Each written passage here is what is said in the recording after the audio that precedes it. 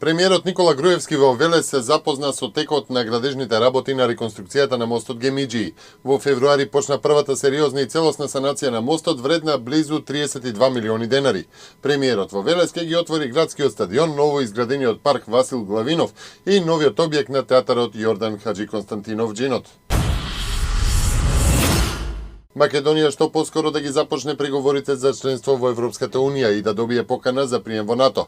Разговорите за името со Грција не може да бидат пречка за евроатлантската интеграција на земјата, апелираше унгарскиот премиер Виктор Орбан, кој вчера во парламентот на Унгарија ја прими наградата Гоце Делчев на обединетата македонска дијаспора. Неразбирливо е зошто Унијата и Северноатлантскиот сојуз градат еден таков долг кон балканската држава, оцени Орбан. Социјално ранливите категории приматели на социјална помош ќе можат да добијат бесплатни компјутери донирани од компании, институции и од граѓани. Тие претходно ќе бидат репарирани и ставени во функција, а се очекува да бидат поделени на почетокот на учебната година. Министерството за информатичко општество и администрација апелира до интернет снабдувачите да се вклучат во акцијата. Невремето и градот кој паѓаше изминатите 2 дена предизвика големи штети на земјоделците од Делчево и од Македонска Каменица. Од Агенцијата за поттикнување на земјоделството велат дека градот со големина на орев нанел огромни штети на градинарските култури, на тутунот, а најмногу на овоштарниците, производителите на вишна, чија берба треба да почне по неколку дена.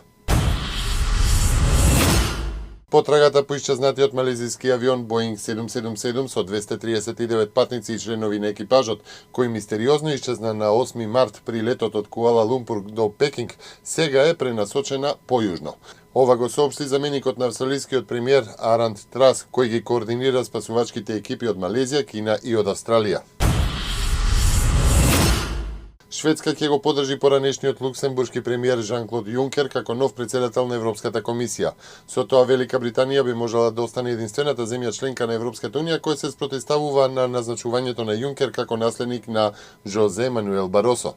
Шведскиот премиер Райнфелд пред членовите на парламентарниот совет на Европската унија во Стокхолм во пресрет на денешниот самит на унијата во Брисел рече дека доколку Јункер успее да собере мнозинство од шефовите на држави или на влади и едновремено добие поддршка од Европскиот парламент, тогаш и Шведска ќе се приклучи кон таквото мнозинство. Незапаметено невреме синоќа го погоди српското село Шопичи во близина на Лазаревац. За само 3 минути торнадо урна покриви на многу куќи во тоа населено место. Оштетена е и локалната црква, превртени беа неколку возила како и цистерна. Торнадото е регистрирано и во српската општина Нова Варош. Подрачјето било погодено од силно невреме проследено со град, а пороен дожд и ветер ги погоди и Лазаревац, Топола, Аранџеловац, Шабац и Белград.